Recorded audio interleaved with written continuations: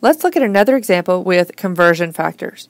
You want to buy a sweater that costs $35. How many minutes will you need to work to buy it if you make $7.50 per hour? So the first thing we want to look at is our starting units. So start.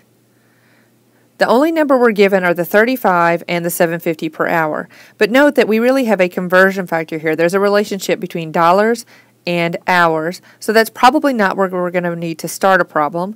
Here we just have $35, and so we see that we're going to start in units of dollars, and we're going to end in minutes because it's asking us how many minutes will we need to work. Now we know the cost of the sweater, and we also know a couple of other things. We know that we earn $7.50 per hour, so that's a conversion factor we use that relates dollars and hours.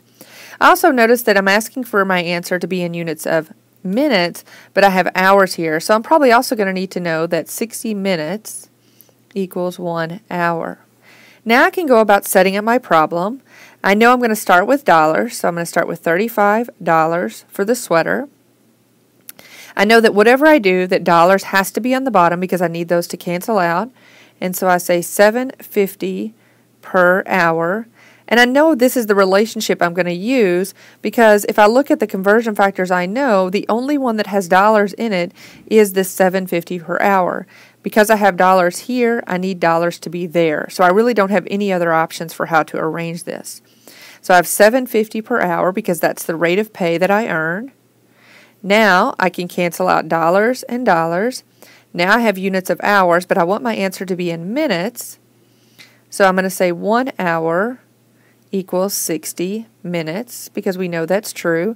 And I'm not worried about how many minutes I have. Really all I'm worried about at this point is what is this specific relationship. I know that 60 minutes equals 1 hour. Whatever's on the top must equal whatever is on the bottom.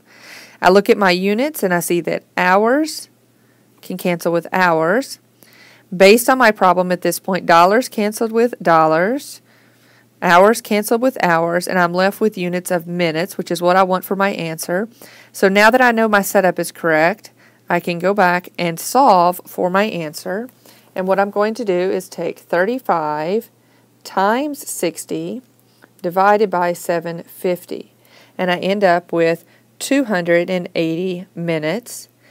Now I look back at my problem and I see that my $35 has 4 sig figs, $7.50 has 3 sig figs, 60 minutes equals 1 hour is not included in my sig fig determination because those are exact numbers. So I'm going to need my answer to be in 3 sig figs, and so I've got 280. The 0 still leaves me with a little bit of ambiguity, so there's a couple of different ways I can write this. I can say 280 point, which says yes, that 0 is important. Or I can write it in terms of scientific notation,